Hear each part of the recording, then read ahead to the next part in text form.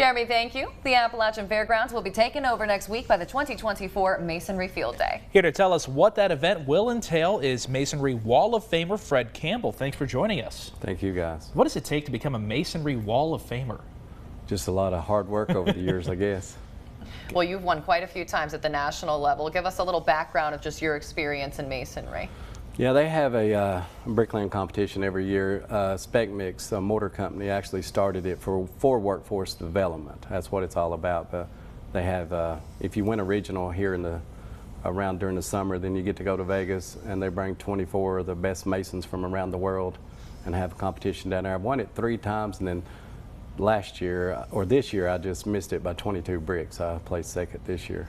Those regional competitions, is that what's happening at the field day here? No, that's not. That's a separate deal. The Masonry Field Day is just, we're bringing out, we got 800 kids coming from 15 different schools, and there'll be 30 vendors from 10 different states set up, and we'll bring them out and just rotate them around. We'll introduce them into masonry, brick, block, stone, everything that goes into a building envelope, and let them actually do some hands-on stuff and just get your feet wet in the field of masonry. Excellent.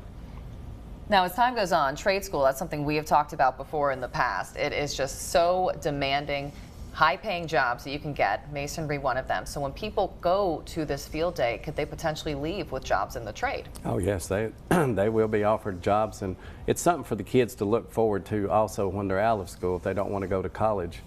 And you know, we have a lot of kids that is not going to go to college, that it's really a good field to go into because of the high pay, because of the demand of people that's needed. The pay has risen a lot in the last few years.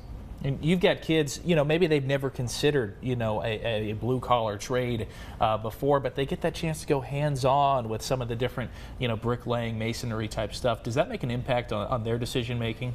It does. I've went to schools and did little hands-on before, and kids come back, call back and say, I really enjoyed that. I'd like to look into it more. So, you know, masonry is one of the oldest trades in the world, but it's the least known because nobody really talks about it. You know, every building you walk into has got masonry in it, but people don't think about masonry. So yeah, the kids, when you can build something with your hands and stand back and look at it, it's a nice feeling to know that you did that and you made good money doing it. Now, this is happening next week. You've had quite a few schools coming out. Now, if you're not a part of those schools that were invited, can you still go if you're a child or a parent at home thinking maybe this is something that my kid would be into? Yeah, they could come out. It's free to everybody. We'll have free food and Creamy Cup from Greenville's bringing us ice cream out for all the kids. I'm sold. It'll be a good day.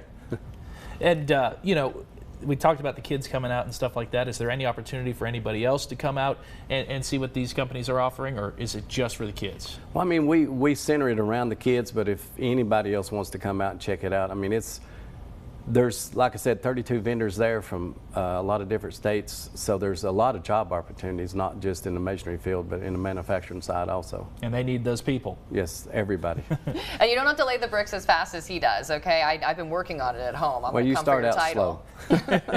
Well, we have all the information right here. The Masonry Field Day will be May 14th from 8 until 3 at the Appalachian Fairgrounds. The event is free, and there will be food and treats available. You can RSVP using the email at the bottom of your screen. We will be right back.